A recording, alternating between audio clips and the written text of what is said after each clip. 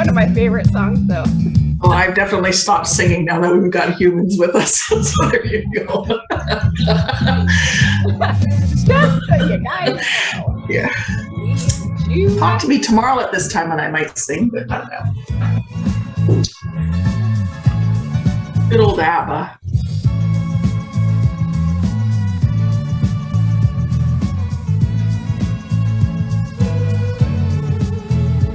And of course, you know, what I'm hearing is very different from what you're hearing. I'm like 2 seconds behind, or I'm 2 seconds ahead of you, so. Okay. We'll forgive you for being offbeat. I know, right? Exactly. That's how we roll. Please. Hi, Barbara. How are you? Welcome. I'm good. Thank you. Good afternoon to you. Just.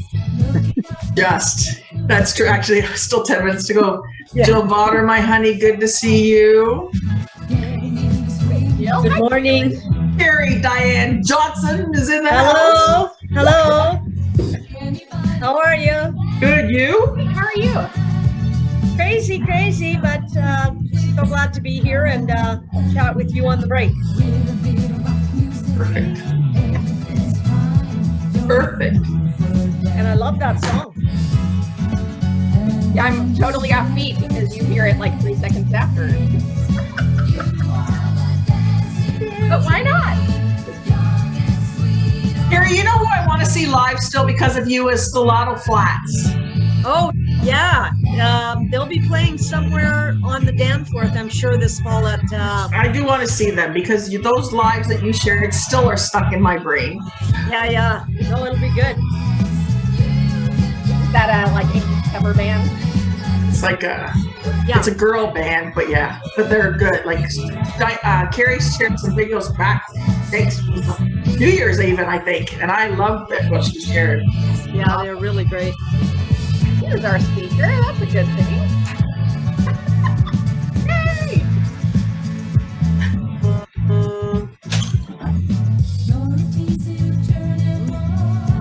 Yeah, you know what? I personally am having trouble listening to ABBA right now. Not the song about your, kid growing up and going away. I'm like, stop playing that music. It's getting old. Yes, but they also come back. Me right in my heart space. The good news is they come back. They come back. There you go. So true. And especially these days to hear her talk about it right now because she's like, I'm out of here, guys. Better enjoy me while it lasts. Erin Christine, my little swaying bunny. Hi. Erin? I love your hair. It looks awesome. Thank you. Great.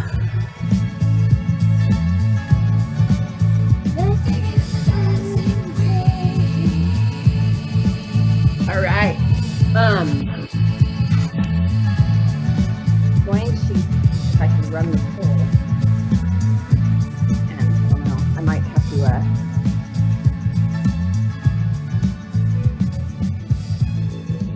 I'm gonna do the chat.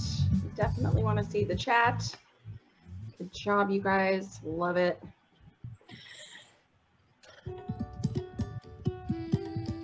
Good morning. All right. Don't think about it. This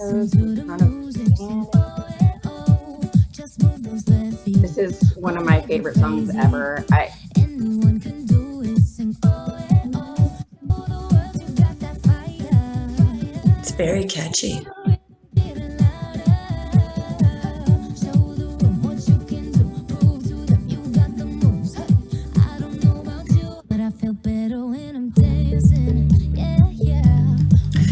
Jamie, do I need to have access to the chat? Do I need to see it? During your presentation, you may have a pop-up, like it might flash across the screen just to show you that somebody's in the chat. Sometimes you can read it, sometimes you can't. I keep looking at my other camera. I'm now on a different camera. Yay! So forgive me if I keep looking at the wrong camera. You're good. So point being that if your settings are such, it will show one thing, it might show another thing. So it kind of depends on your computer settings. Okay. Just for those of you who can hear and listen and are interested, that's the same as far as how you're seeing all of the people and or just the speaker during the presentation. It depends on what you have your computer set to or your visual set to. That's what will show. So if you want to see everybody all at the same time, but up in the little corner, it has little blocks with all of those entities. Okay. Just one little bit at a time, or you can see nobody, or just the speaker, or nobody. Okay. On what your settings are. I think most people know that. Goodness, but you never know. All right, we're coming down to it. 5 more minutes. Whoop, whoop.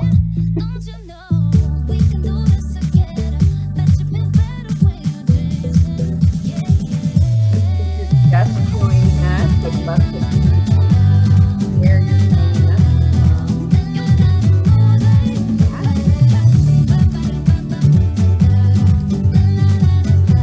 Hi, Christopher. How are you? I'm doing very well. Hello to everyone. Wonderful. Very fun to be here. I'm very excited. Excellent. It's a good day. It's a good day of speakers for sure. Excellent. Look like a pretty good list. Yeah. Wonderful, sweet, kind, energetic beings, and get it right in. Love is in the air.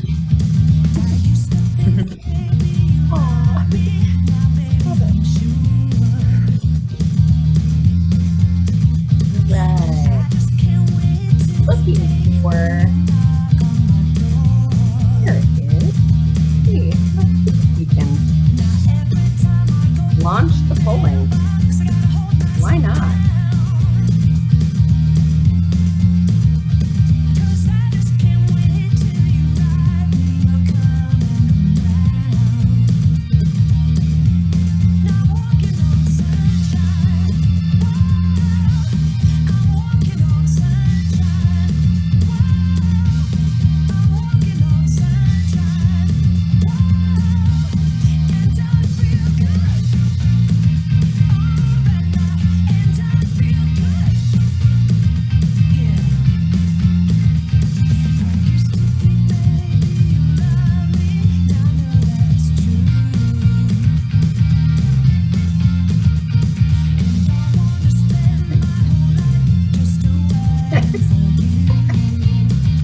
My husband's correcting me on the North and South America are not countries.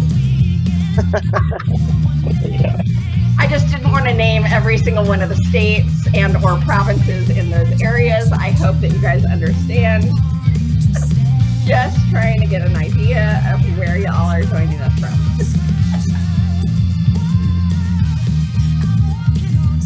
Such a literal translator. No, he's absolutely right.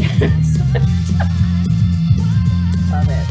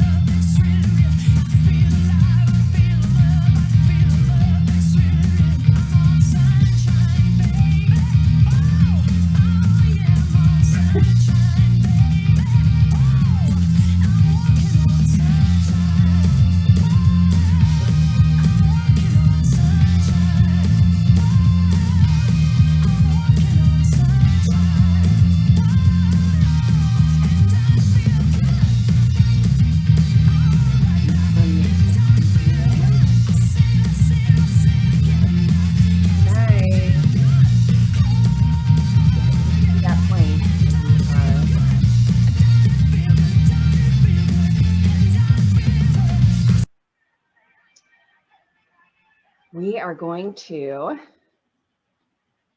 perhaps get started.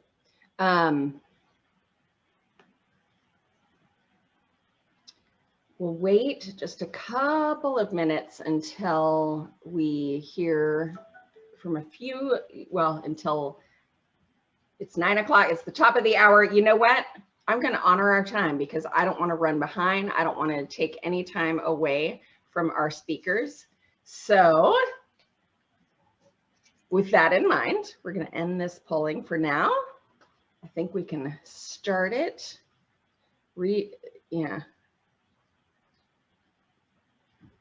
Share the results. I don't know if that means anything to you guys, but I thought that that was pretty cool. Super neat. All right. So the Success Synergy virtual retreat. Woohoo! So fun. Did anybody read my very long explanation of why we chose the words that we chose, the Success Synergy, for this particular retreat? It was very long-winded. I'm very long-winded in written form and verbal form. Let's be honest. But Erin, do you want to say?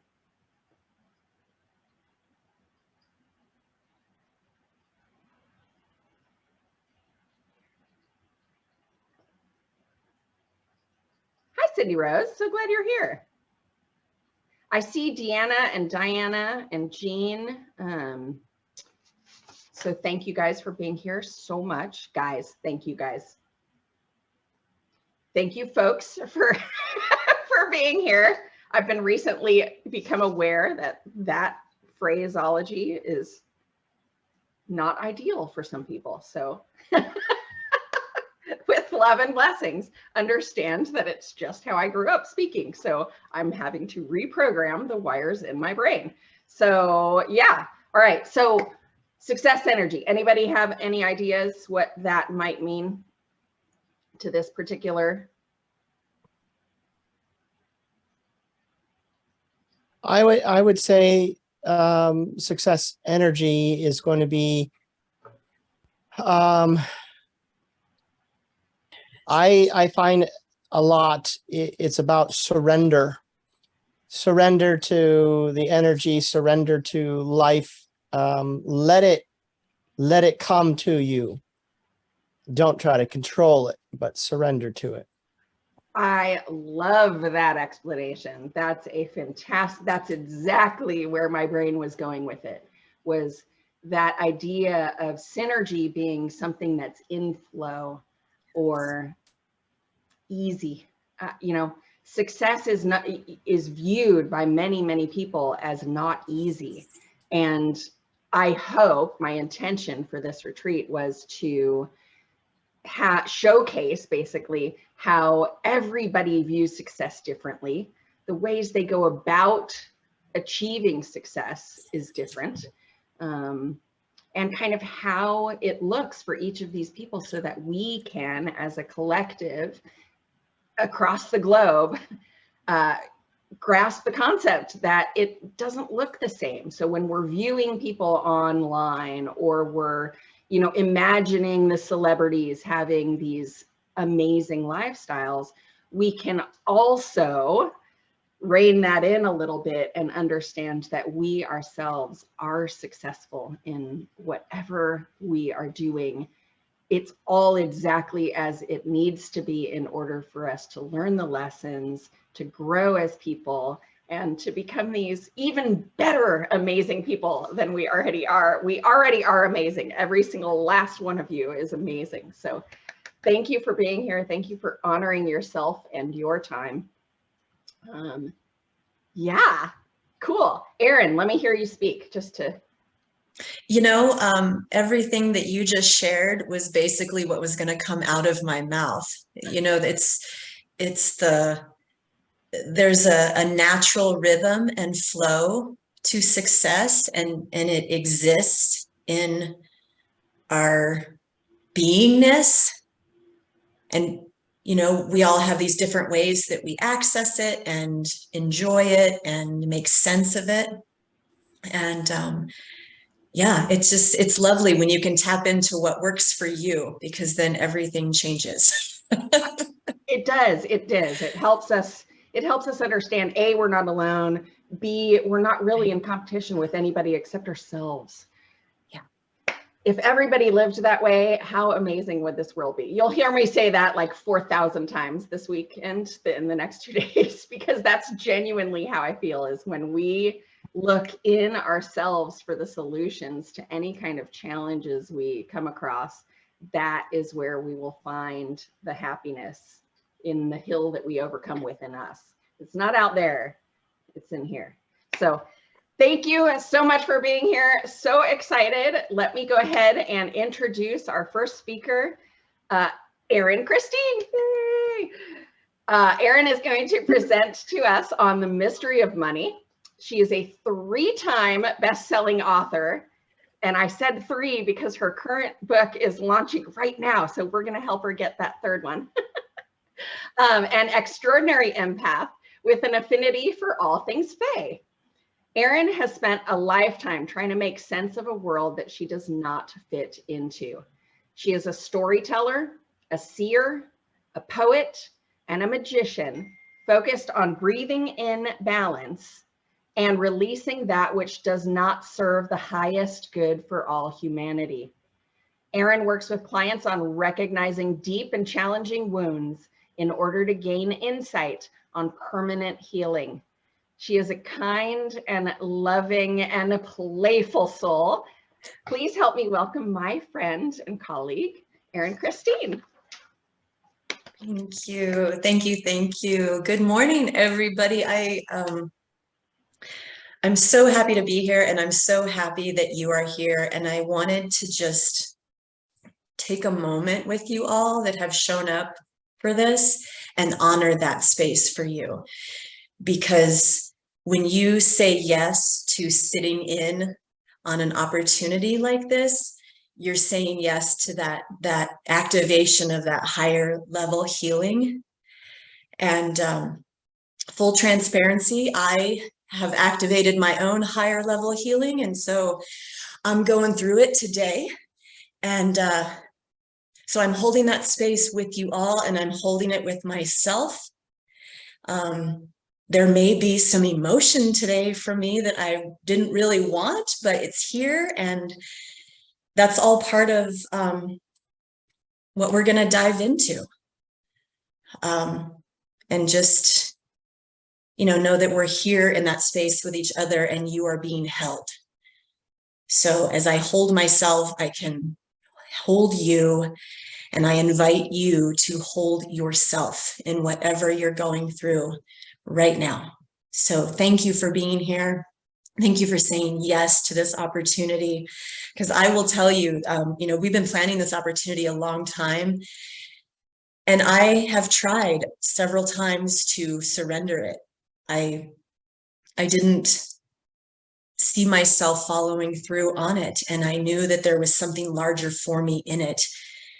And yeah, it's big. So I honor where you're at in showing up, because it takes courage. But we're going to talk about ancestors today. And ancestral work is really deep, and it can be heavy work, but it can also be really empowering and a beautiful reminder of how we all got here, the events and decisions that had to line up for us to be here in this moment and to be who we are. And so you'll hear now people talking a lot about healing ancestral wounds, and that is very much, it's very present right now in our collective, but there's not as much talking about embracing the ancestral strengths. And so you'll hear through my talk today, we're going to talk about ancestral wounds, but I'm also inviting you to look further so that you can embrace those strengths, because we all have damaged hearts from our lineage, whether we are aware of it or not. But we bring with us this immense courage and compassion for life. And when we can kind of sift through the rubble of our lineage and our upbringing, we can see the beauty that's there. And so it is very powerful work. And we're going to talk about how connecting with your ancestors is a way to tap into that prosperity energy that people want to feel. And so a lot of what we're going to dive into today is a feeling space. So I hope that everybody has a journal or paper, something to write with. This is interactive. I'm going to require your presence. And I say that from your ancestral line. They are requiring your presence, and they have been knocking on your door. And they do it in ways, and we kind of dismiss them. So some of the ways that I was thinking about before I hopped on today, the ways that our ancestors will try and get our attention is maybe you're craving a food that you don't typically like, or you wouldn't necessarily choose, and it was maybe something that you ate as a child with a grandparent. Maybe, I know one of the things I know when my grandfather is around, when I start craving saltines with butter, because I don't eat gluten. Gluten doesn't love me.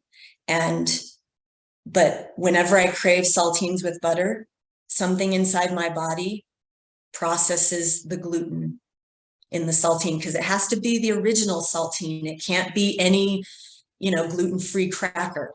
It has to be the original. So I know that my grandfather is present when I start craving that. And then I go and I make a few of those, and then it goes away.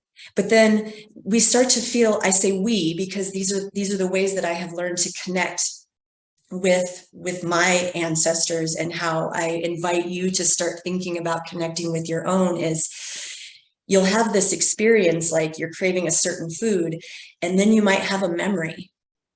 Then you might be guided to go look through a photo album, or you might start to cry, or you might start to miss the person that used to share that food with you. These are all just little steps, little clues that your family is trying to connect with you. And we dismiss them. We dismiss them so easily. I will tell you, because I don't eat gluten, I will adamantly be like, well, I can't eat saltines with butter on them because that's going to upset my stomach, and, all of the things, and I will fight it. But my body has always accepted it when I surrendered to it. So it's one of those things where I invite you to really look at those little tiny things that you might easily dismiss when ancestors are trying to get your attention. Okay. I'm actually going to have everybody stop where they're at right now. And I'm just going to have you close your eyes. And I'm going to invite you to take in a couple, 3 slow, deep breaths, just to kind of come into this space. I'm going to do it with you.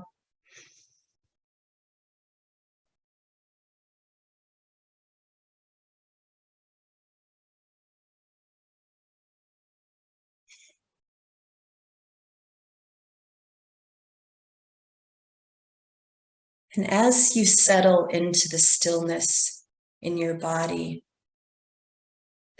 notice any sensations that come up. Notice if any family members, past or present, come to mind. Perhaps you have somebody, or perhaps you would like to work directly with your female lineage or your male lineage, you can invite that in.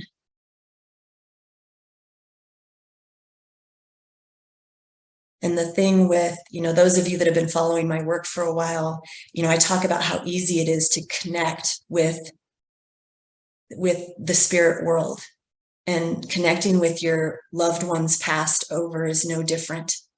It just requires you to get into that still space and invite them in. They never leave your side.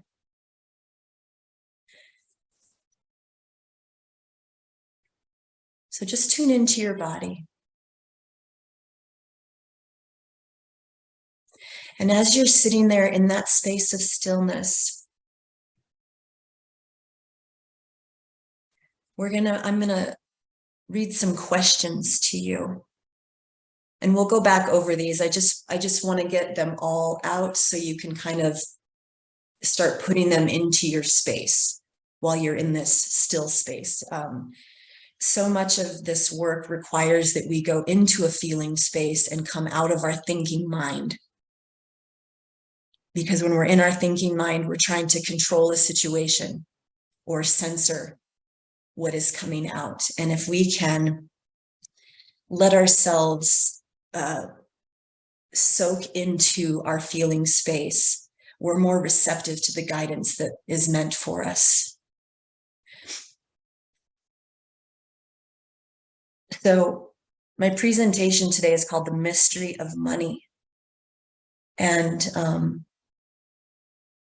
the book that Jamie was talking about when she introduced me, my chapter in that book is The Mystery of Money. And I talk about that the energy, money is energy, and that energy lives in our bodies. The energy of money lives in our bones. And when you hear people say, oh, that runs in my family, like, heart disease or whatever the thing is, right? That runs in my family. The same thing can be said for our money wounds, our beliefs, our attitudes, our thoughts about money, our beliefs, our attitudes, our thoughts about anything. Everything that we bring to the table is a product of our ancestral line. The strengths and the weaknesses. So we're going to dive into some questions that are going to kind of poke around those money beliefs for you. So the first question is, do you believe money to be the root of all evil? Why or why not? And again, you're welcome to throw things into the chat. These notes are just for you. And time permitting at the end, we will do some Q&A. But these are just kind of some ways to kind of poke and prod your being to see if there's any money triggers for you. How do you feel about saving money?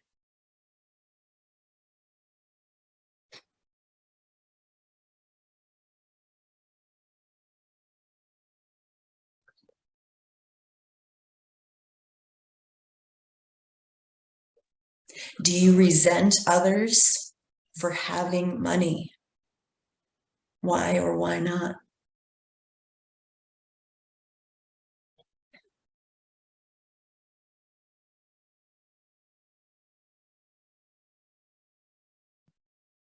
What stirs inside of you when bills come due each month?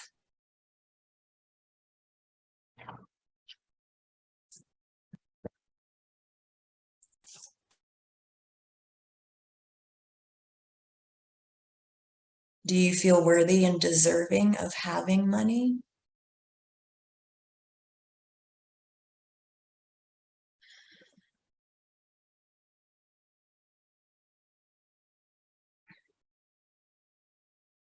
Do you feel you have to hide your money from others?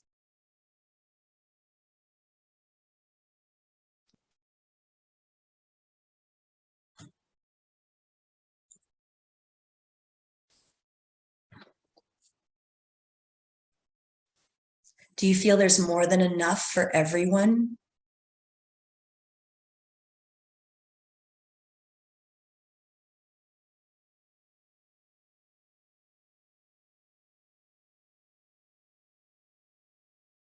And how do you feel about sharing your money with others?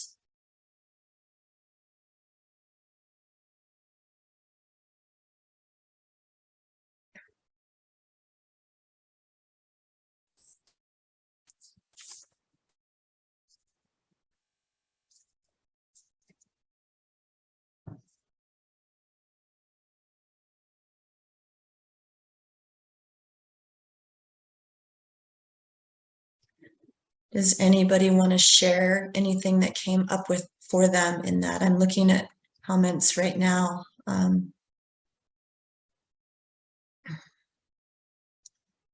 To Erin, she's asking, are these personal questions or questions to bring to our ancestors?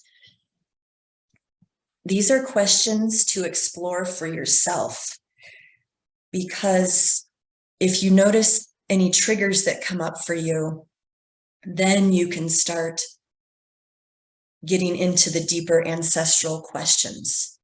You know, if you have a trigger that money is the root of all evil, that's where you can start your inquiry with it. You know, where does this belief come from? Does it come from my mother's side? Does it come from my father's side? And that's that time when you start to notice any of the sensations that are coming up, any memories that are coming up. A lot of times it'll be a childhood memory.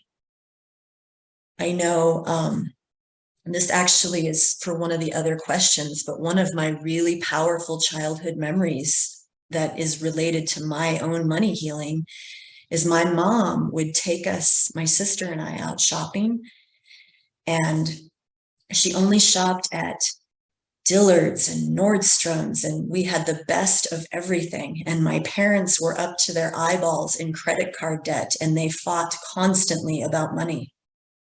And we didn't know anything more than there were, that, how am I trying to say this? That they just had money problems. Like, we didn't know, you know, the conversations behind closed doors and the stress and everything. But my sister and I always had the very best clothing. And we would come home and we'd have our hands full of bags. And my mom would say, take that straight to your room. Don't let your father see it. And, you know, when you're little, you don't really think of those things. And as you get older and you start to move into the space of, you know, why am I the way I am? Or why do I make decisions or have these feelings about certain things? And I didn't realize that my mom, you know, hiding that from my dad, was teaching my sister and I that we weren't allowed to be happy about having nice things. That having nice things meant you had to hide it from people. And that was something that maybe within the last 5 years, I would say, that just came right into my awareness and was like, holy shit, this is huge. You don't think about it when you're young. But now it makes sense when I understand why, you know, I will only buy exactly what I need. And I would settle for things when I really wanted something nicer or something that was, you know, more practical or whatever. I would always go for something that was cheaper. But those sorts of behaviors stemmed from this early teaching from my mom. And it's really interesting because after my dad passed away, we found out that he was hiding purchases from her because he had all of these things in his dresser drawer that had never even been taken out of packages. I mean, they both were dealing with the same wounds. It was really, at that point, it was kind of funny. But the lessons that it showed me was that I wanted to move through that and learn how to invest properly in myself. And that was one of the wounds that I had to move through. So that's what these questions are for, is it gives you kind of a starting point of, oh, that triggers in me, or, oh, that brings up a memory. And yeah, that doesn't make sense to me, or I don't know why I do that, you know, those sorts of things. So it's just about having it make sense for you.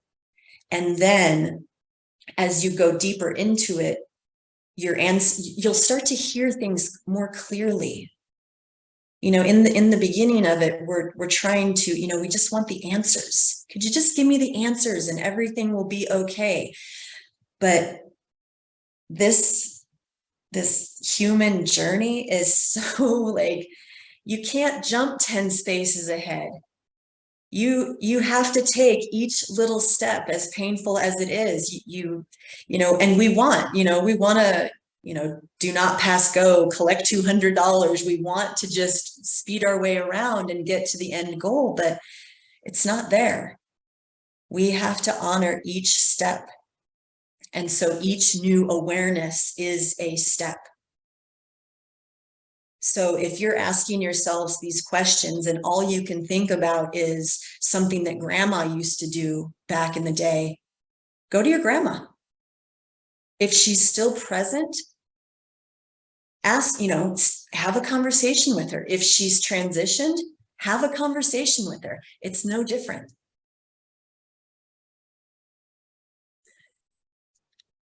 So let's see.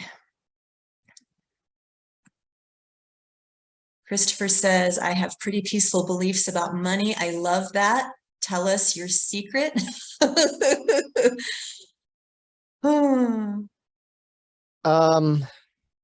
I think my family served in many ways as a bad example, and I recognized that growing up. We didn't have much money, but my mom made sure that we had nice things. And my dad, he made do with whatever, tape it together or glue it or whatever. And from that, I've learned in my life that you spend the money and you have the best. Doesn't have to be expensive, but if you want something, make sure it's the best, because you're going to have it for a while. And I do a lot of creation with my hands, woodworking and stuff like that. And so I make sure that I have the best tools, because if I don't, I create more struggle for myself, and I deserve to have things that enhance my creativity, not things that get in the way. So I think not having a lot of money has always made me comfortable with not needing a lot of stuff. Yeah, so I mean, I kind of lived kind of in the middle of the road kind of lifestyle growing up, and I'm pretty happy. You know, people trying to talk about making a lot of money and living a rich lifestyle, and to me it just says that you're lost because you don't recognize the beauty and the abundance that you have right in front of you. Yes. Yes, that's beautiful. Thank you for sharing. Let's see. I see a bunch of comments.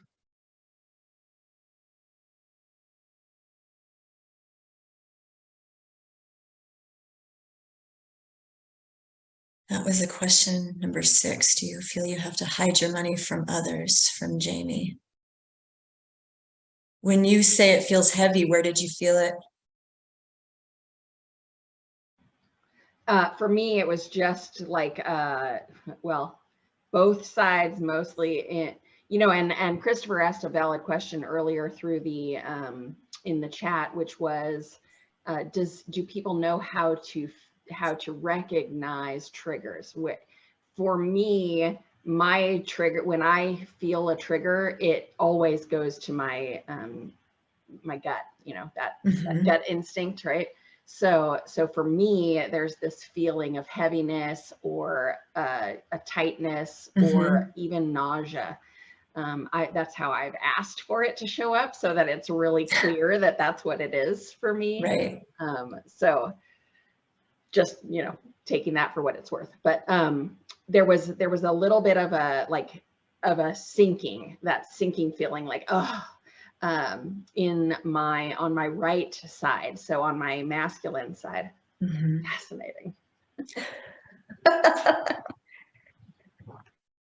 And everybody here understands that the right side is your masculine side and the left side is your feminine side.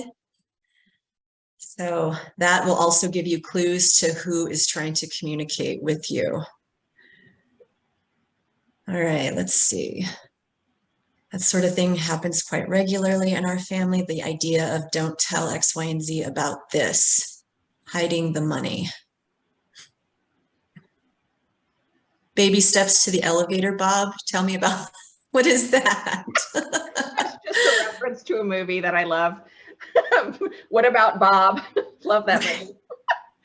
But it's all about baby steps. I like the reference to baby steps to achieving whatever it is, whether it's freedom, whether it's, you know, a feeling of joy, whether it's, you can't just all of a sudden do a 180 or you're going to end up back at the beginning. It's kind of like chutes and ladders. Right. All right, let's see. Erin says, the question that is pinging me is number 5. So much so my body was having resistance in even writing it. Excited to dive into that. Yay!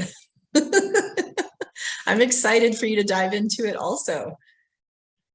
I mean, these things that we navigate through, they can be super uncomfortable, and it's just, you know, being invited to look at it from a new perspective. I mean, I could hardly get out of bed this morning with the pain moving through my lower back. And, you know, our money issues will show up as pain in the lower back. And I was like, well, you know, I'm scheduled to be here today and we've got a message to share. So I'm going to be there. And the pain started to shift, and, you know, the shower helped a little bit, and you embrace the pain.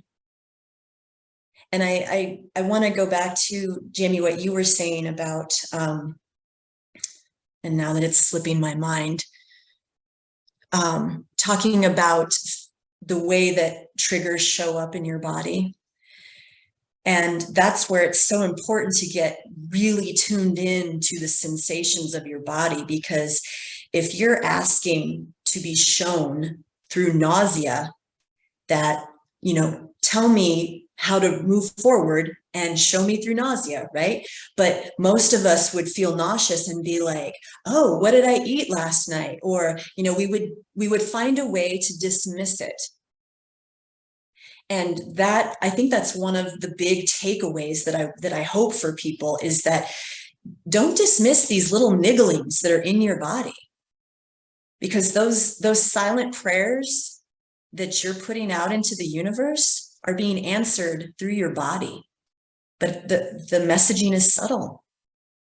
And that's why we have to slow down and come back into our breath before we have to be willing to sit with a triggering question, so that we can go, oh, well, I literally just asked, you know, how can I take my business to the next level? And suddenly I've got this sick, raging stomach. It's not a coincidence, you know? But yes, so getting tuned into your body is huge. Let me see, where did I miss any up here? Okay, so Cheryl says, are we teaching the value of money and an appreciation of it, or are we teaching scarcity and fear, is where my mind went. Appreciate the purchases and items, or be guilted for getting them and hiding them. My thought process on that to share was like, I think of my grade 6 school trip, and the parents saying, hey, I'm so, you get to go, you're going to be able to take this trip, but the guilt behind that whole, but I got to come up with the money so that you can get on that bus and so that you can take the trip. And so it's that whole, I want you to have this experience, but yet, boy, the struggle you're putting me through as your parent to get you to have this experience. And so the double message there, when it comes to, are we teaching appreciation of the giving of the money so that we can have the experience, or are we teaching, I'm a little bit resentful that I have to give this to you, but I'm going to give it to you anyway, and having a guilt associated with it. And I can think, we get on the school bus trip and we have a great time, and then we come home, and do we come home and share that excitement, or do we come home with that subdued, suppressed emotion as we're walking in the house, because we don't want them to let them know that we had a heck of a time, right, because of the sacrifice that they had to make to give us the money. So that's where my brain went, was like to the grade 6, grade 7 school trips, when we may not have even realized we were in that conflict, but dang it, I can see it now 100%. Well, and I would say most of us here, our parents were resourced to the best of their ability with what they knew at the time. So I was just having a conversation yesterday with somebody. We were talking about the deep wounds that are attached to food for people. And I said, food was a reward and a punishment. And that's the thing, is that past generations were always about how to control a situation, and not knowing that just surrendering a little bit or allowing something to unfold would have served the situation. But all of these things are generational, and the running in the family of things. I mean, our ancestors came from horrific places and experiences. And I know within the last couple of years, I have learned some more about my mom's dad's side of the family, and he was a Russian Jew, and he was 98 years old when he passed away, and he lied about his entire life so that he could put himself through Duke Medical School and have a family and leave a legacy. I mean, he left a legacy for the family that we are all still receiving benefit from, an educational fund that was available. And this is a man who, when I went and did more research into that time period and I was like, that's horrific. I don't even have the right words for it. And to know, he was not a warm man at all, but he was brilliant. And it's those things that you don't really know how to appreciate until after they pass. But all of the things that I have learned about him since then have really helped me appreciate the journey. And that, our parents told us some really, like, I'm going to do this for you, but I'm going to make you feel super guilty about it. They didn't know any different, because that's what was passed down to them. And that's the tricky part, where, those of us that are in this space of doing the healing work and are sensitive to these energies, we're holding on to that. We're holding on to that unforgiveness. And they didn't know any different. And when we can let that go, it really frees up our own space to get clear on, what? It's okay. Because then we can take that grace and we can start implementing it in our own world where we're at right now. And looking at all of the ways that we hold unforgiveness towards ourselves. We are allowed to celebrate the goodness. This is an abundant world.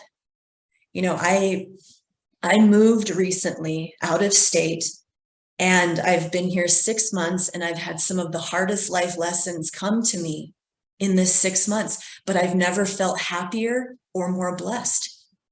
And all I need to do is walk outside and look at the trees. And I feel this feeling moving through me. And that's part of, that's part of this big idea of this synergy, this synergy that envelops the entire universe that we can step into once we're willing to go, hey, my parents did the best they could. I'm going to enjoy the shit out of this trip and I'm going to tell everybody because I had a good time. And what we know now is that this world needs our enthusiasm. This world needs our presence and our gratitude. This world needs us celebrating. And, we can hold on to the guilt if we want to, but it's not a good look for any of us. Oh, I know, speaking from my own personal experience, because I have had those same sorts of things going on. But yeah, Cheryl, that's awesome. I appreciate you sharing that. This is good stuff, y'all.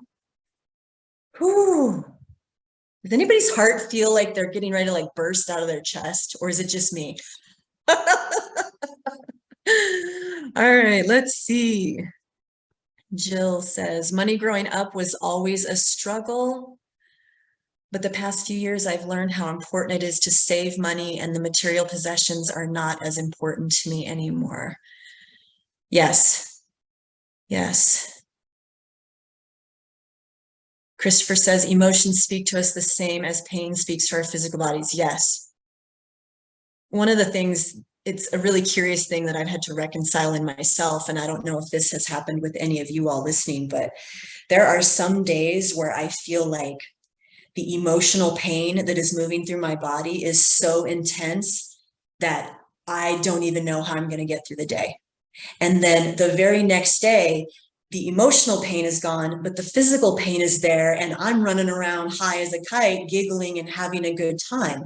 And I haven't quite figured out if that's just the process of the energy moving, because is that the natural, it's just a weird thing for me to have so much physical pain in my body, but feel really good.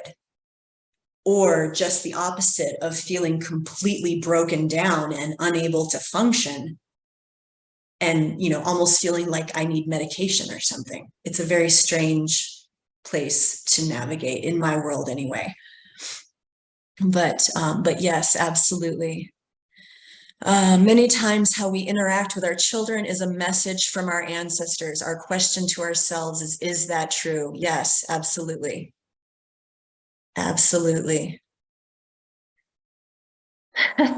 Erin says, I brought you into this world and I can take you out. How many of y'all have heard that? That's heavy. That is so heavy. Any others? Any other parental statements that are popping into your periphery? You see what's going on? Cheryl says, yes, I heard that too. Claire says, we take so much for granted. Oh, Jamie says, I love that question. Is it true? My hubby's maternal grandma used to take the sugar, jelly, and ketchup packets off the restaurant table. She survived the Great Depression. It was a survival instinct. Yeah. Such good stuff. Erin says, I still do that, Jamie.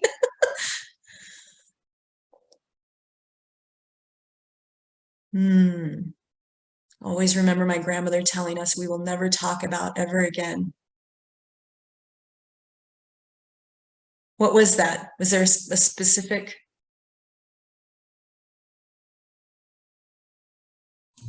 You're muted, my honey. You need to unmute, Jill. All I remember is her telling all of me and my cousins that if something ever happened to Dad, We will never talk about this ever again. And it continually was a cycle that went on and on for years. Yeah. It teaches us how to stuff down the hard stuff, you know, to keep our secrets hidden. But we know And that that's what they were. They were secrets. Mhm. Yeah.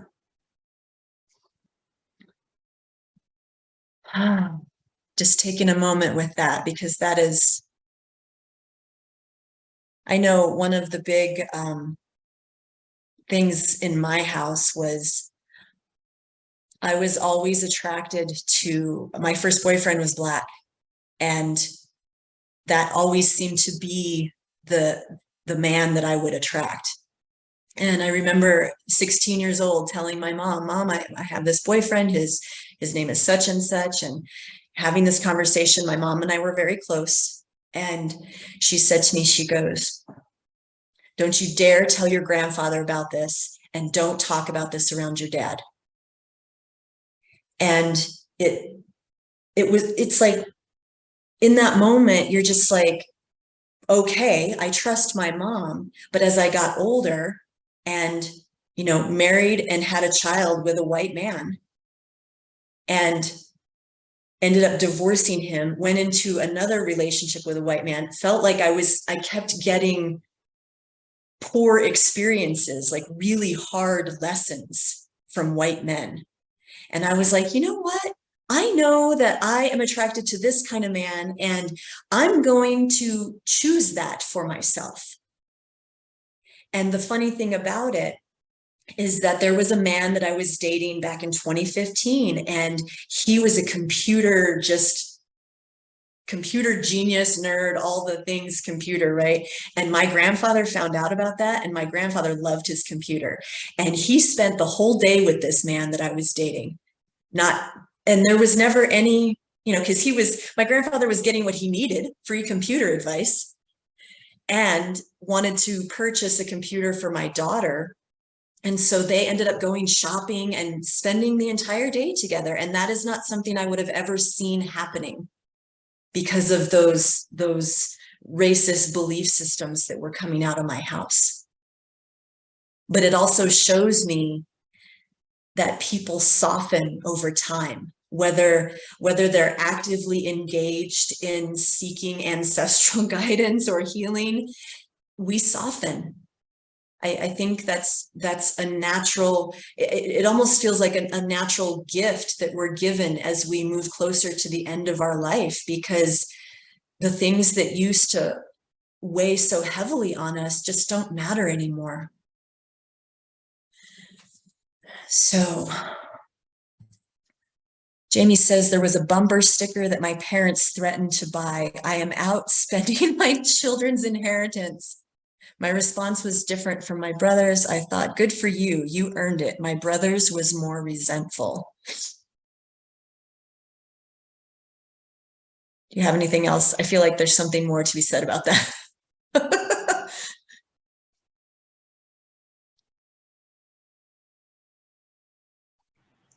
And not that I'm aware of. Okay. In our family, my brother was a breadwinner before I was, and he's younger than me. So there was a dynamic there around, I'm like, you know, and anyway, the recent awareness or aha moment, probably about a decade ago for me, was that's just because money isn't as important to me as far as how it shows up in my life. It comes easily and naturally to me. And for him, it's more of an uphill battle, more of a struggle, more of a fight. So he pursues it as if he's chasing it, right? And he does. And that's exactly what ends up happening. So he has this tendency to have this idea that, like, it's a challenge for him. It's almost exciting, but it always kind of makes me think in the back of my mind, like, is that little piece of resentment coming out and showing itself through battle, you know, through winning, you know. Right.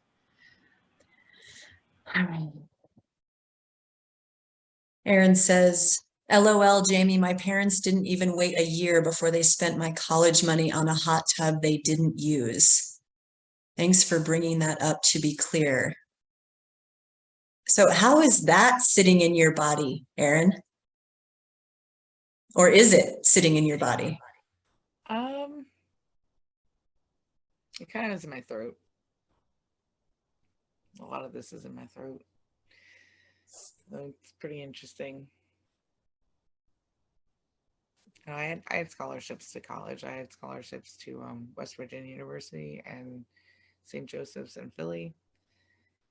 And I didn't go right away. I was a younger senior. I graduated early from high school for academics and took a little time. And then, yeah, they spent the rest of the money on college stuff on the hot tub. So I wound up not going to college at all. Actually, I went to community college for like 3 months and dropped out. So yeah, I don't know. It's interesting.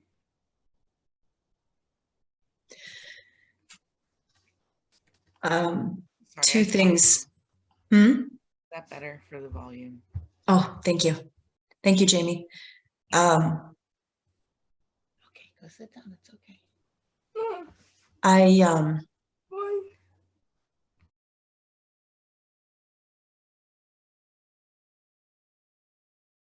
Whatever is sitting in your throat about that, I invite you to pen that in your journal. Or if you're feeling really brave, share it here and be held with all of us. It's your choice. Because those words, they're like right there. Like what would you want to say to your parents?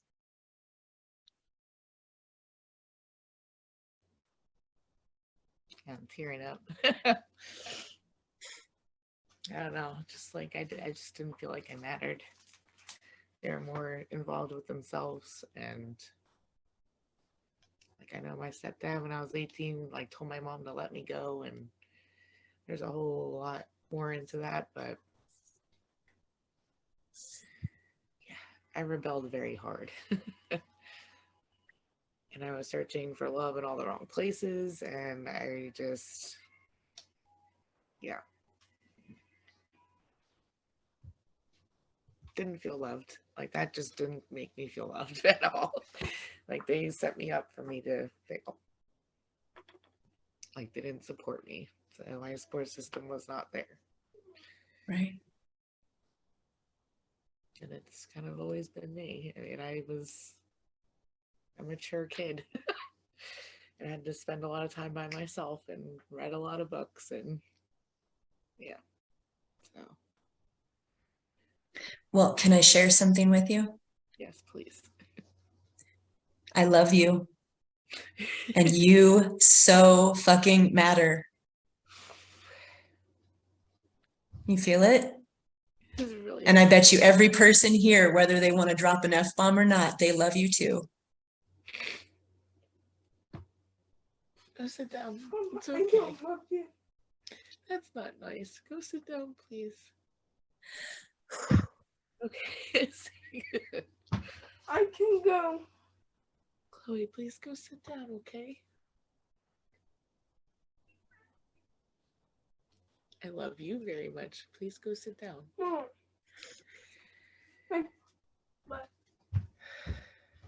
Mine too. My daughter's having an emotional reaction because I am. It's okay.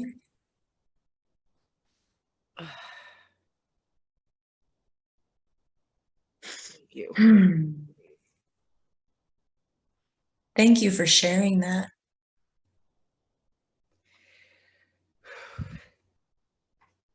Thank you. Thank you all.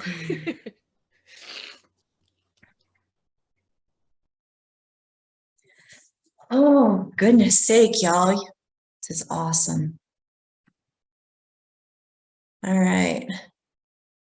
Were there any last comments or questions? We're going to, Christopher. I wanted to jump in here just specifically for Erin, but for anybody who's listening. My understanding at current of my life is that before I entered this life, I chose my struggles. I chose my parents because I have lessons to learn for my soul. And so looking back on the hardships, the pain that I have dealt with in my life, I now see those as challenges.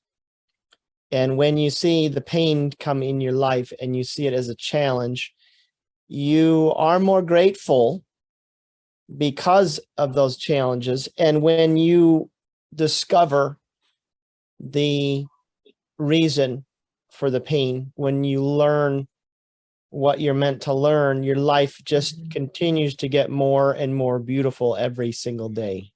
Yes. Thank you, Christopher. Yes, that is spot on. Whew. Can y'all feel it? Are you feeling it down to your toes? Yes, Erin, everything is happening for us. Yes. We are supported even in the depths of our pain. So everybody just take a moment. I'm going to invite you to close your eyes again. Sink into that deep space. Put your hand over your heart if you feel guided. And just take in some slow, deep breaths.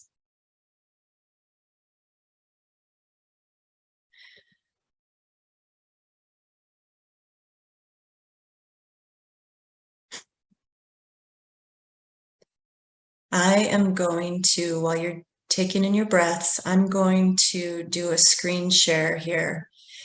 And I am going to take you through a short ancestral invocation. So you are welcome to read along with me, or if you are one of those folks that would rather just close your eyes and just tune into the sound of a voice and let your body take you where it needs to take you. Okay, and pull that up.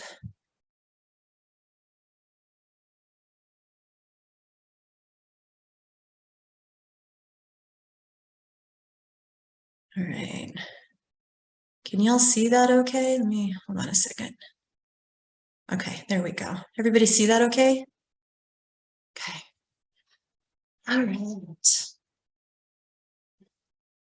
Here we go. Keep taking in those deep breaths. Wise and well ancestors, I call on you now to help guide me in healing any prosperity wounds that I may still have living inside my body. I am ready to release anything that is no longer serving my highest good. I give thanks to you all for the path you've walked, the challenges you've faced, and the courage it took for you to make all the decisions that made it possible for me to be here in this moment. Thank you for your bravery, your strength of spirit, and your perseverance, all gifts that I know live within me. I surrender to your wisdom, your grace, and allow the highest expression of your love to move through me now. Thank you. And so it is.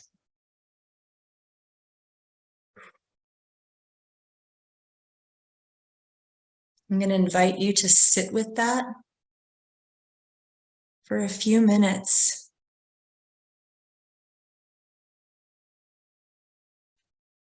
Let yourself tune into that body space, looking for any of those sensations, the tightness, the nausea, maybe butterflies or excitement.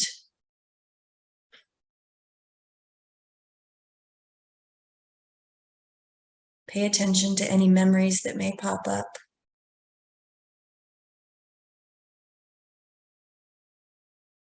Pay attention to any things that Grandma said things that Grandpa said.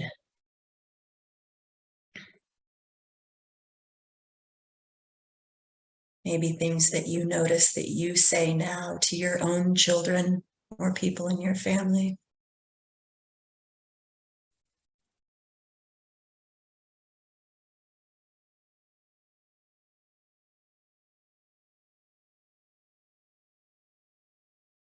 What would you like to ask your ancestors?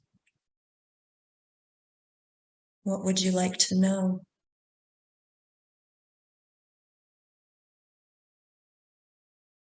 They are here for you right now. They want you to succeed. They want you to feel worthy and know the value of your presence here on this earth.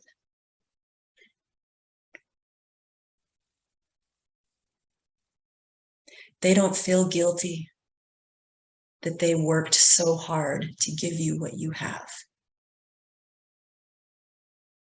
Souls on the other side have surrendered all of that. They're looking for your joy. They're looking for your wholeness. They're looking for your peace. Because they know on the other side that when you surrender to the peace and wholeness of your being in your human body, you heal your entire line. Your entire lineage heals because you have the courage to look deeper at the things that are triggering you. So this is a moment to ask those questions. This is a moment to seek greater understanding. A moment to invite in more compassion for yourself. Perhaps for family members that the connection isn't as healthy or deep as you would like it to be.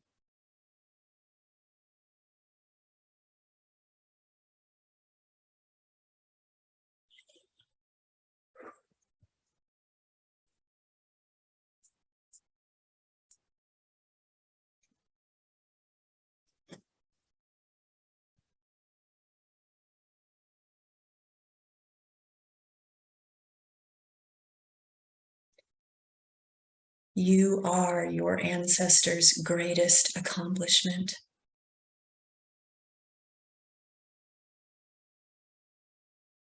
You matter just because you're here.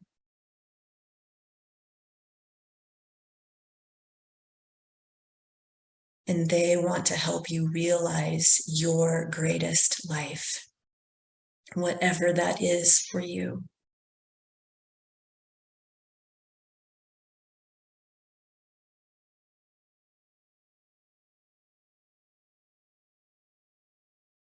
Are you willing to let them in? Are you willing to sit in the discomfort of energy that is trying to move out of your body?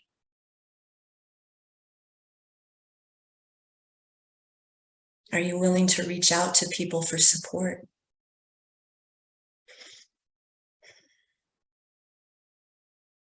We're not supposed to do this adventure by ourselves.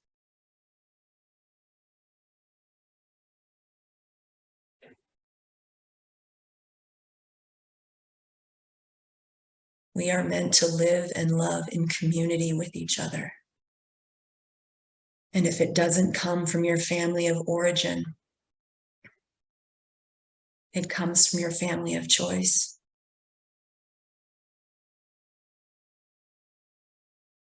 Are you willing to be vulnerable and let people in?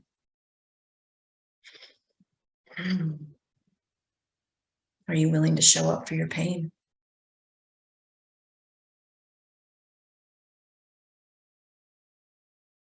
Are you willing to let your pain Be your greatest teacher.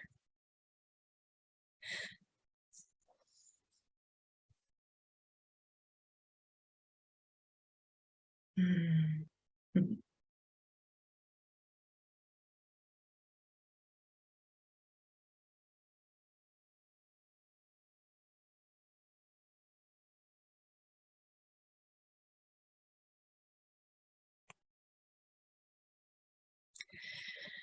Take just another minute or two, and we'll come back.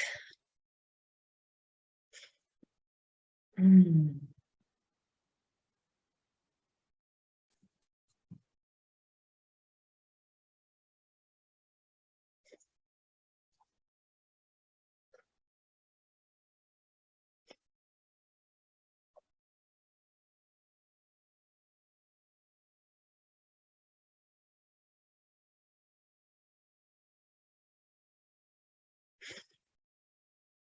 Mm.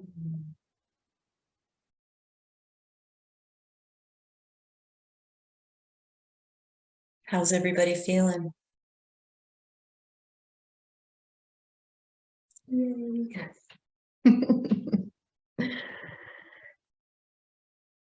Anybody want to share? Jamie, I don't know if you, but I feel better when I'm dancing. Yes, dancing in the pain is helpful.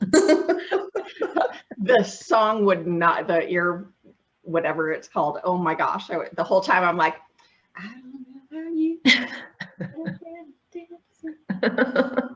Anyway, so I tried really hard to be in that space of allowing it to wash over me, allowing to, you know, and no, my mind was like, nope, we're all about dancing right now. I'm like, all right, let's have a dance party. Well, in your defense, you have a busy weekend ahead of you. So you need to, you know, your spirit guides, I think, are being very mindful of your integration process so that you can make it through.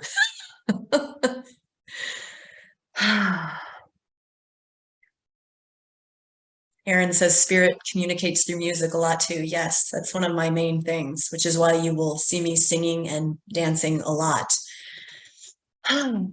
Anyway, yes. Anybody feel like sharing any aha moments or triggers, epiphanies?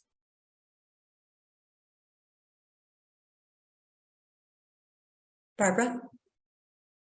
So I think the biggest lesson for me, it was at the end, which I realized that the pain, whether it's physical or whatever, but for me, this is what I just wrote down, pain has been my biggest teacher, but I'm learning to let it go and move on. And I think it's that letting go, that next bit of it is like the hardest bit, because I've like lived with physical pain for quite some time. And I always say it's like toothache. You just get used to it. Yes. But my body's telling me it's time to let it go. So everything you shared was like spot on. And there was so many things I could have responded to. But that last one was, for me, like, oh, that was my aha moment. So good. So thank you. Thank you for sharing. Yeah, I know those of you that know me very well know that I've dealt with a lot of health issues and physical pain, and we can get stuck in it and it can become our story, but we're not our pain, you know, and we can move through it. We can be like, hey, yeah, I'm still going to feel this pain and I'm going to show up anyway. It's not who I am. And the funny thing is when you do that, the physical pain, it starts to move. And that I can attest to until the day I leave this planet. It will move. When we say, you know what, come have a seat at my table, pain. I'm not going to fight you anymore. So thank you, Barbara, for sharing that. Jill says, pain does not define who we are. Yes, absolutely right. You are bright balls of this energetic fire that's here to just shine your light. So keep doing that. We need you. We need you now more than ever. Ooh, man, the energy here is so like, I feel it just like whooshing through my heart space. You guys are amazing. Again, thank you for showing up and hanging out with me today. Anyone else want to share? Anything come up? I know some stuff did. Jamie? I will. Even through the dancing, of course, there were things that came. The idea of embracing, embodying, allowing it to show up and manifest as physical pain in order to go to the emotional pain, at least that's how it works for me, is what a profound awareness, what an amazing thing our bodies are for us in being this vehicle to allow us to heal these ancestral wounds. I mean, it really truly does go back. One of the things that I've learned from you in the past is becoming so hyper aware of knowing what's yours and what's not yours. It's yours because it's showing up for you. It's still in your space. It's still in your experience. And it can also be ancestral. It can also be lineage or thoughts or belief systems that have been passed down from generation. So allowing that to just sink in, kind of giving it a big hug for helping us learn the lessons, and then, you know, blessing and releasing it to be healed is what a magical journey. For sure. Yeah. And I think one of the really important things to know about that is that, you know, we as a people, like, we want to know what it is, right? And I know for me, like, I want to identify it, and I want to pick it apart, and, you know, all the things, right? But the thing with the energy is we don't have to know what it is. We just have to be open to releasing it. You know, call in your spirit guides, call in whoever, your ancestors, whoever. You know what? I don't know what this is in my body, but it is here to tell me something right now. And could you please help me move it as quickly and gently as possible? Thank you. Do you know what I mean? Like, we get that. We have that choice for it to be that way. We don't have to have the answer. I know something I touch on in the chapter that I wrote is that, you know, if you know it, if you recognize that feeling in your body of shame, like, I feel ashamed of having money. I feel ashamed of having nice things. I don't want anybody to see me having nice things. If that manifests for you and you can identify it as shame, absolutely have a conversation with shame. Shame, I love you. You've been a beautiful teacher, but there's the door. We're ready for a new adventure. You can still feel the feeling of shame and not know that it is shame.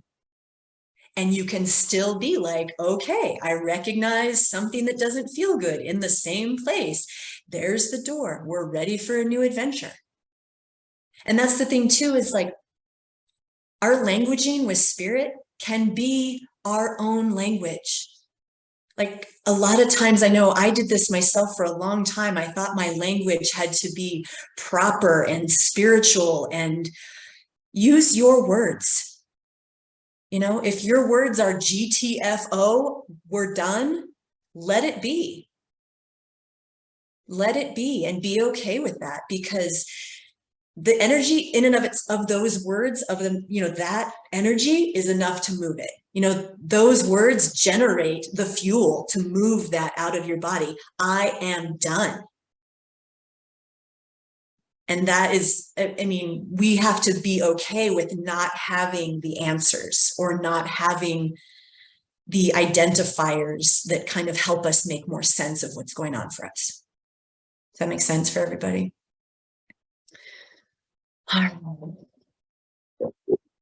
Let's see. Carrie says, I found myself breathing slower and more relaxed as you read the verse, somehow related to gratitude for my ancestors. Yes, yes, that's beautiful. That is so beautiful. I got goosebumps. I'm just enjoying everybody's contributions today. So I just like want to take moments where I just soak it all in.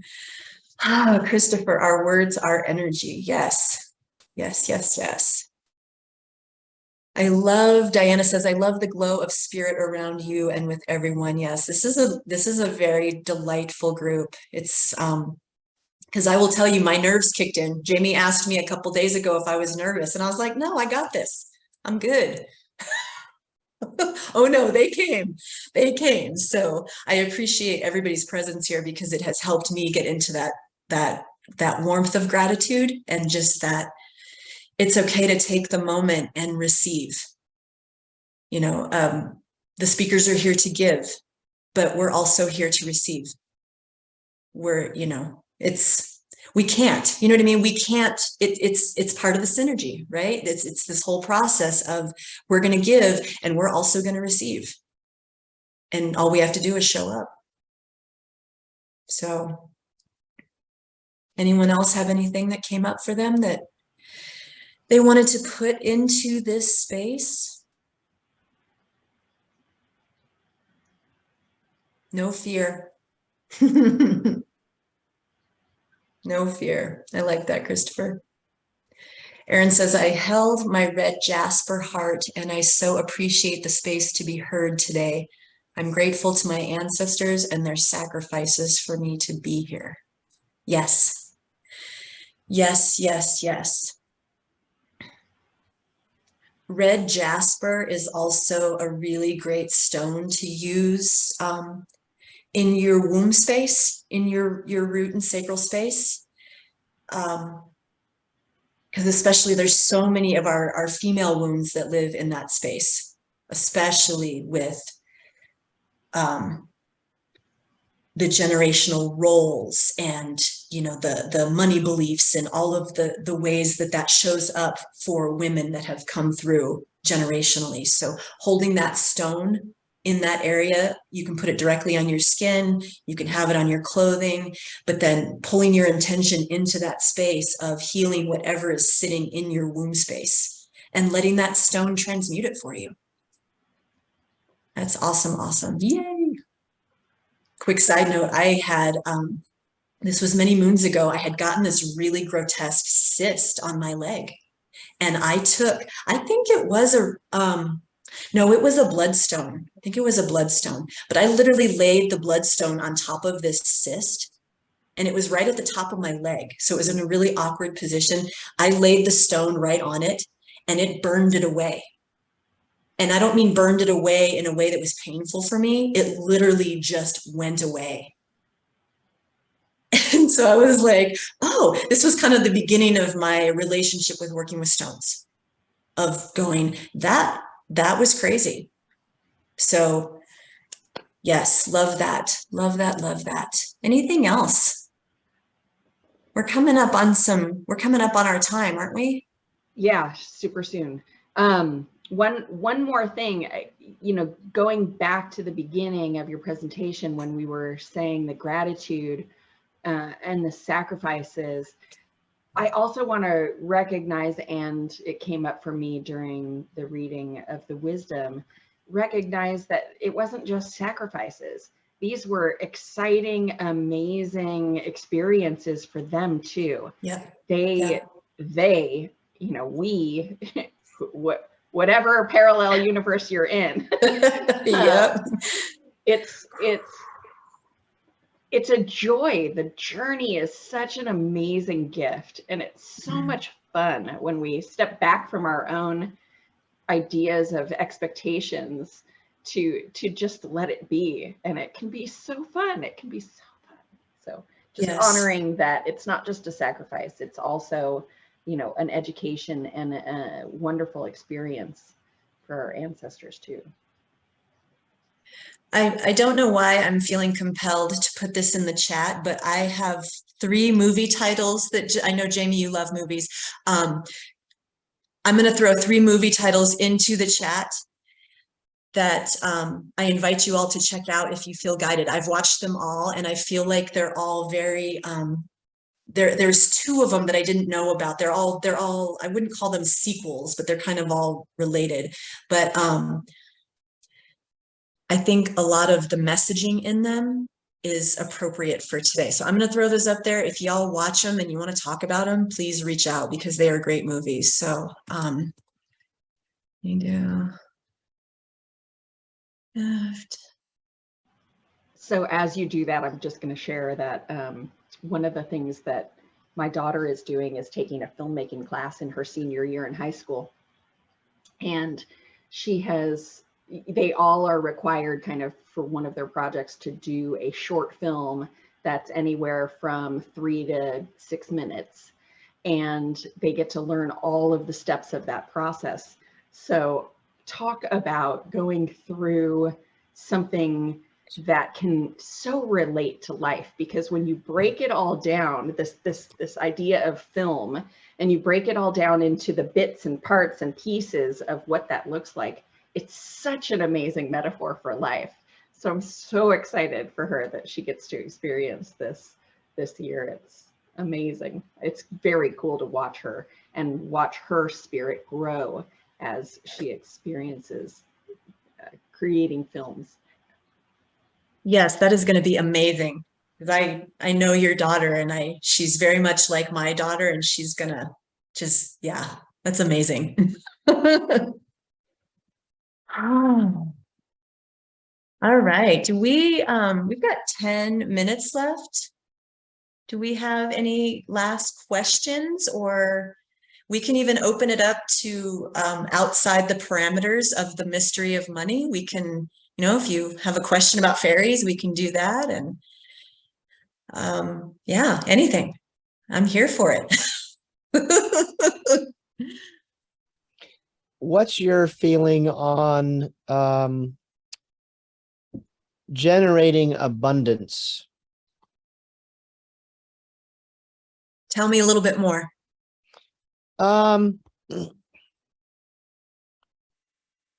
I am making some changes in my life, and I always grew up with the understanding that you had to work for money, income, things, Yes. whatever. I have been blessed for about 15 years now with a partner who allowed me to just be the parent. I'm a stay-at-home dad, and from very early on, really all I wanted was to be a dad. I think in relation to my relationship with my dad, but now I am finding that I have to make an income. I have to, and I'm trying to, I have an understanding of the truth of life. And so I have been trying to do talks locally. I have YouTube and stuff like that I'm trying to do. And I'm trying to open myself to the abundance of the universe. I see the abundance around me, and I understand and am grateful for all that I have already received. But now I need to provide my own abundance. And I think that because of the way I grew up, I'm still kind of standing in my way. And I've been told that the way to abundance is the universe gives you more of what you give away. And so I have always been a very loving person, and I enjoy not only what I get back from that, but I so much enjoy giving that away in abundance. And I'm just trying to see what I need to do in order to turn that into an abundance of income, so that I can move forward with my life in ways that I can't do right now. what I would say to that is explore what brings you the greatest joy. And part of the last 6 months of my own personal journey has been finding the things that light me up. And I had to get really clear on what lights me up and move in a direction that seemed counterproductive. And now that I went in the direction of what lights me up, I have even more energy, I have even more joy, and I have even more inspiration coming for the things of more things that light me up. I used to be a school teacher, and I left the system because I couldn't be the teacher that I wanted to be. I wasn't working in a community that was supportive of children or teachers. And now I'm working in it's like a fairy school. It's really one of the most magical places I've ever been, but it has opened up, like I'm allowed to be my fully self-expressed Erin. I get to be. I get to talk about my business while I'm at work. I use it very, Jamie and I talked about the J-O-B, and I go, it's not a J-O-B, it's a J-O-Y. But I had to be willing to step back and be like, I'm not like, the parts of this journey that aren't working for me, I had to make peace with those and find the joy. And in that joy, the energy that has come out of it has been incredible. The creativity, and like, I feel I'm not the same person 6 months ago when I signed up for this retreat. And I tried to get out of it, and I'm really glad that I stayed. And does, is it an instantaneous, here's your money in exchange for your joy? No, but we have to trust.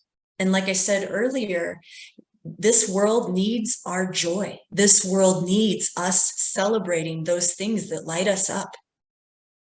If you went out and spent money on something fabulous, your tools, your woodworking tools, what, can you share woodworking with people? I mean, I heard a lot of joy coming out of you in that. And I know that my lineage is Elven also, and we love woodwork. So I would love to share your work with people. So I don't know if that's a possibility for you, but it doesn't have to be, oh, I'm going to have to go make an income, so I have to go find a 9-to-5 and sit at a desk. It's not that at all. It's sitting with yourself and going, what lights me up every day and gets me out of bed? And for me, it was being around children. I have to be around children, because my contribution to them is a contribution to this planet. And that's something that you get to explore for yourself, is your contribution, your gift is what this world needs. But I can't answer that for you. I mean, you already know the abundant world we live in. I can feel it from you. I want to see some woodworking. Thank you very much. You're welcome. You're welcome. Thank you for that question, because it's really it's a personal journey. But I really would love to see some of that woodworking, because that speaks to me highly. All right, we are at time. Does anybody have any last? We had one more question in the chat, I believe, from Erin. Let me take a look back for it. I don't know. When I had a large amount of money, I felt I had to spend it and share it with others. Didn't feel safe having that much. Spent it until it was gone, and even debt.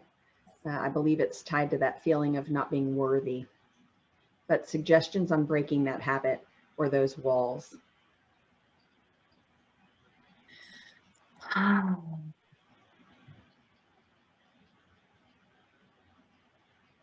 Trusting yourself. Yeah. You know, when something calls to you. I know, Erin, you and I have had some conversations where you felt called to do something and then you stepped back. You know, something would happen and you would step back. But I invite you to explore those areas where you pull yourself back. And ask yourself, what would you be stepping into if you said yes? And you saying yes today is huge, is absolutely huge. I mean, I don't even have any words for the amazing things that are going to come out of all of this for everybody. So also find those people, like when you're having a rough day, reach out for help and be like, you know, I will call some of my most sacred people and be like, can you please remind me of who I am? Because I have forgotten today. And let spirit tell you who to call. Sometimes it may not be who you think. And just ask, could you please remind me who I am today? Because I have forgotten. And I know deep down that I am this badass ball of light here on purpose. And I freaking matter, right? So reach out to your people. Reach out to the Erins. There's so many Erins in our world right now. So, but yeah, I hope that helps a little bit. I think we're not here to do it alone, for sure. No. Not worthy. My understanding is that's something that we've been taught. And so what I think we need to understand is that we are life. We were created and we are creation. And I think when we understand that we are part of all that is, that we are just as important and just as worthy as anything else in existence. And we have to accept that we are perfect in our existence, and we just need to take that and run with it. Yes. So much yes. Thank you, Christopher. Nicely said, for sure. Erin, this has been a fantastic deep dive into where our money challenges may lie within us and how to overcome them. I love this. Thank you so much. Thank you. Thank you. Thank you, everybody. Really, I just appreciate your presence so much. Yay. Awesome.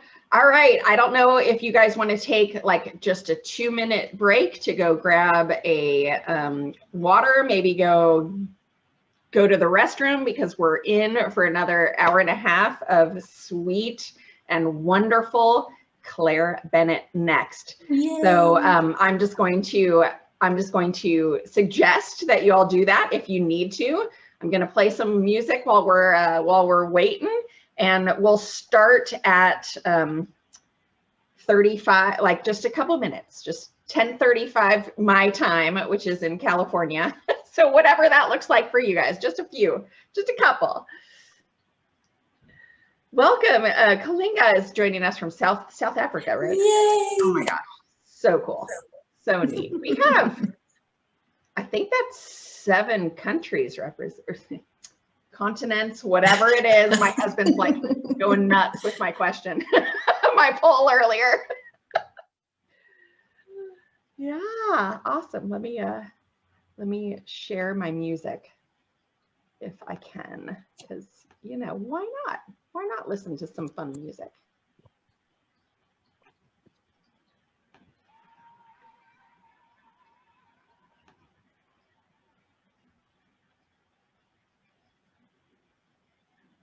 Walking on sunshine. Oh, happy.